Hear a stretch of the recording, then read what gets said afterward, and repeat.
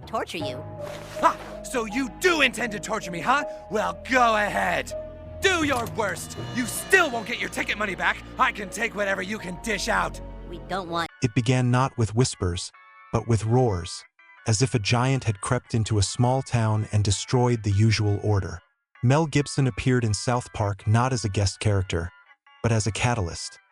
Not a film, but a charge that blows up the foundations, and suddenly no one knows where to run. In this episode, the Passion of the Christ becomes a social catalyst. Not just a topic of discussion, but material for rallies, memes, and personal revelations. And when 3 school children accidentally find themselves at the epicenter, the series begins to work not as a joke, but as a scalpel, exposing the wounds of collective perception and our secret desire to turn someone else's faith into a spectacle. The first scenes are emotionally overwhelming.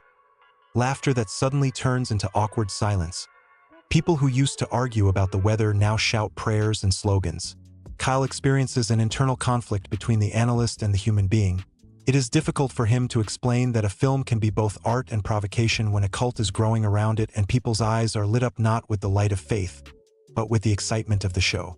Stan, a seeker of common sense, tries to cool things down, but his rational arguments dissolve in a sea of emotions. Cartman, on the other hand, sees Gibson's appearance not as a tragedy or a religious experience, but as a business opportunity. Merch, concerts, shows, anything that can be monetized, and he throws himself into it with his usual tactless energy. The humor in the episode is not flat, it cuts deep. South Park takes on the role of a provocateur, showing how society substitutes meaning with the brightness of an image.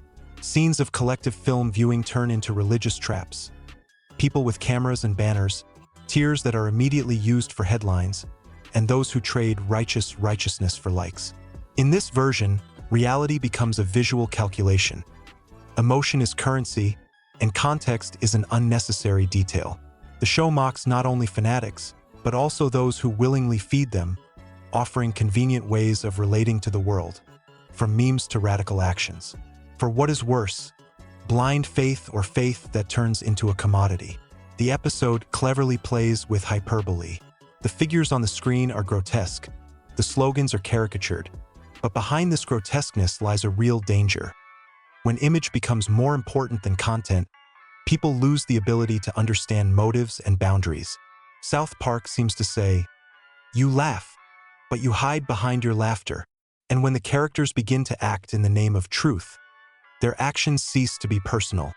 They acquire mass energy, turning a joke into an accusation and a dispute into a conflict with real consequences. The series' particular strength lies in its satire of the entertainment industry. Mel Gibson is portrayed not only as a director, but also as an ideological magnet around which entire ecosystems are scattered. Speakers, activists, producers, and enterprising guys like Cartman. South Park shows how easily sincerity is turned into a commodity. Emotions are directed, suffering becomes the backdrop for hype, and deep experiences become part of an advertising campaign. And when fanaticism turns into intolerance, the city is divided into the righteous and the enemies, and any doubt is perceived as blasphemy. But the series is not without sympathy. There are scenes where people's faith seems sincere and touching. Some really need a stronghold, others need comfort. The problem is that as soon as faith becomes public, it gets directed and sponsored. South Park neatly points out that an experience can be pure, but its public existence is already politics. Politicians and the media burst into the process, and even the most intimate emotions take on a role on a stage where effect is more important than meaning. This is where the personal drama of the characters begins. The boys, initially observers, are forced to choose, to remain silent and be part of the noise, or to intervene and risk being misunderstood. Their attempts seem both comical and desperate. They try to remove the masks of mass delusion, but are met with a brutally simple reaction.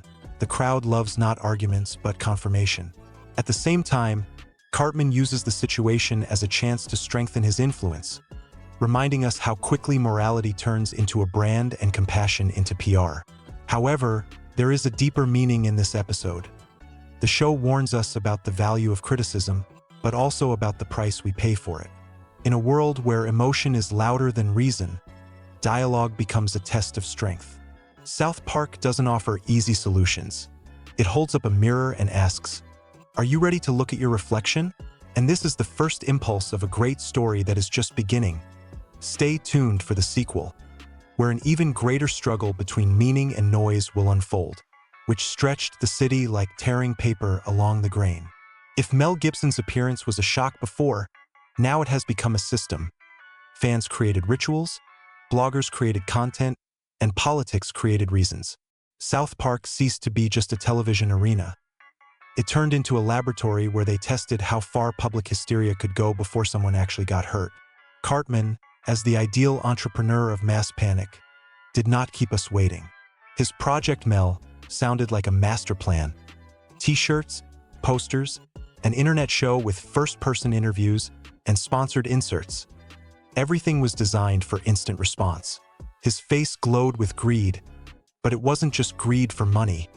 It was a hunger for influence. He understood that while the worship was still fresh, he could control the narrative and direct the flow. For him, Gibson was neither a hero nor a villain. He was an opportunity, and Cartman seized it with both hands, not realizing that his business was pushing the town to the point of no return. Stan and Kyle try to think differently. Their attempts to start a contextual dialogue, short interviews, conversations with neighbors, attempts to explain the difference between art and a call to action, are met with a wall of indifference. People listen less than they repost. The headline is more important than the argument.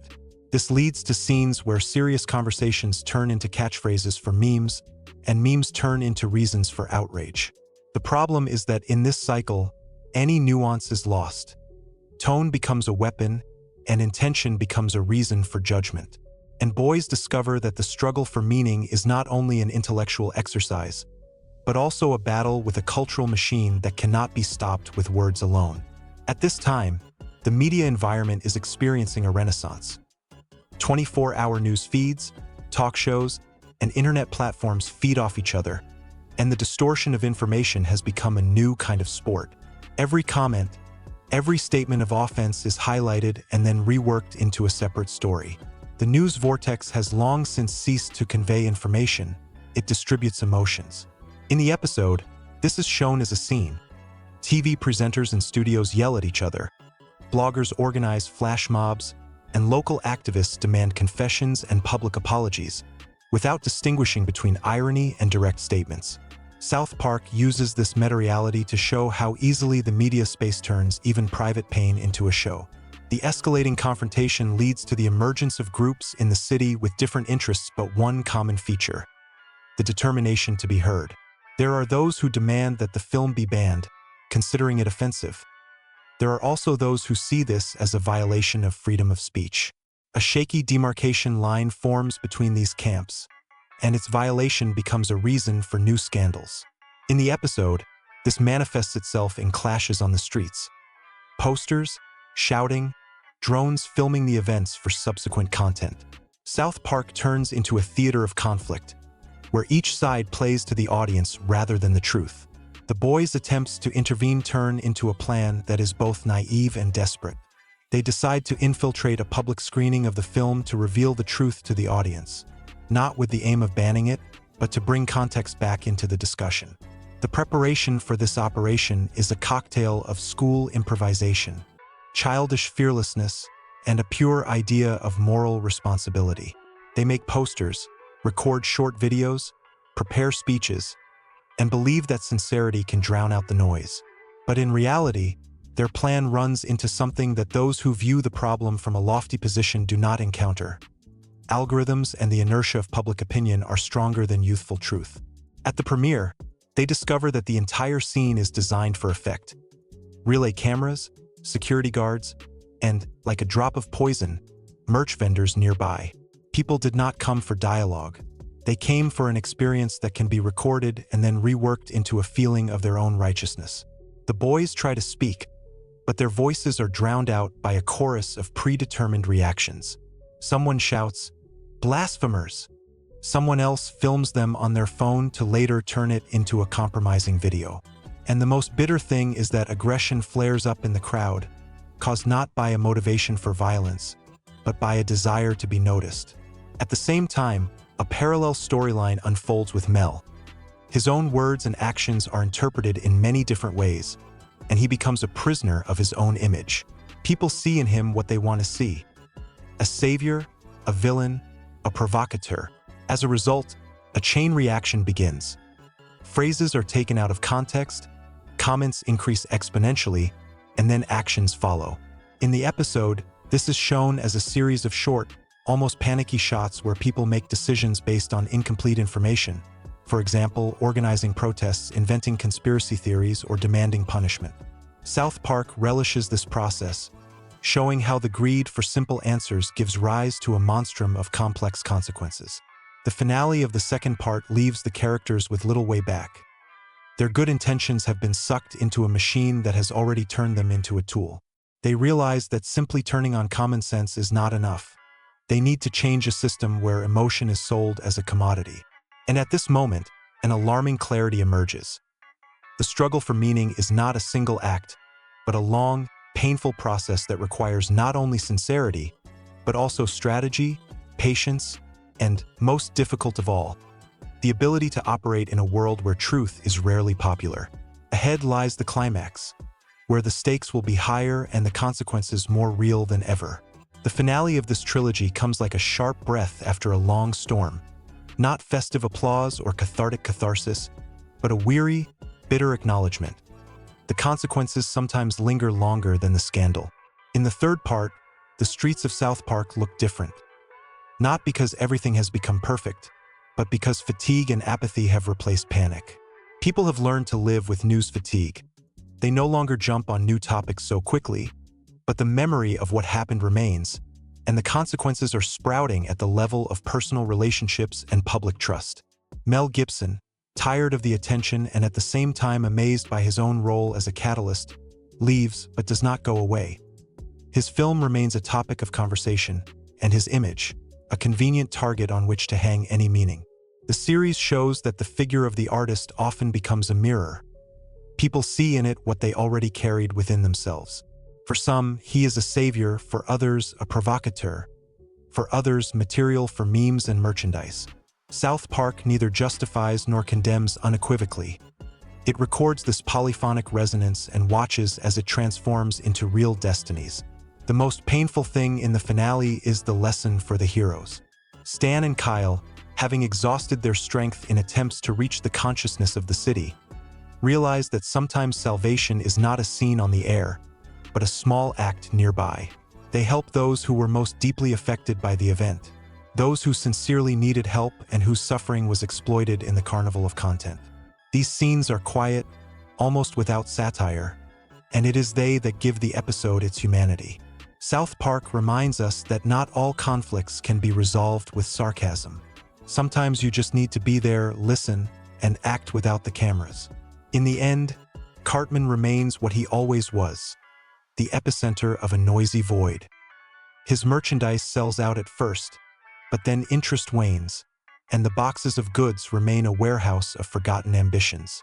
For him, crisis is a resource, and when the resource runs out, all that remains is bare fame.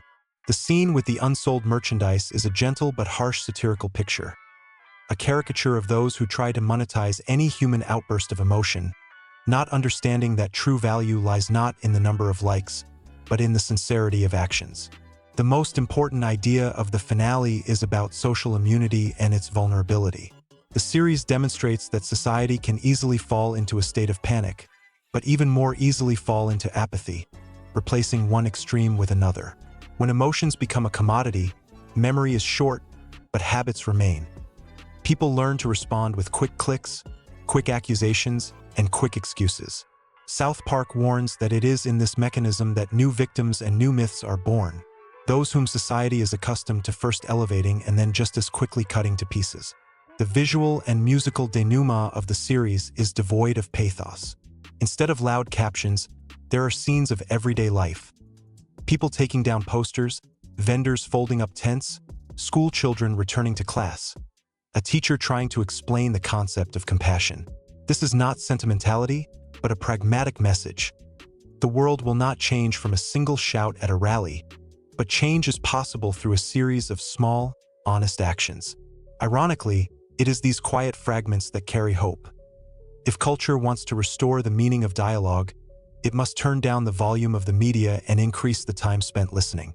South Park does not offer ready-made recipes, but it does offer a test. Can you give up simple indignation in favor of complex understanding? The final credits add a slight bitterness and a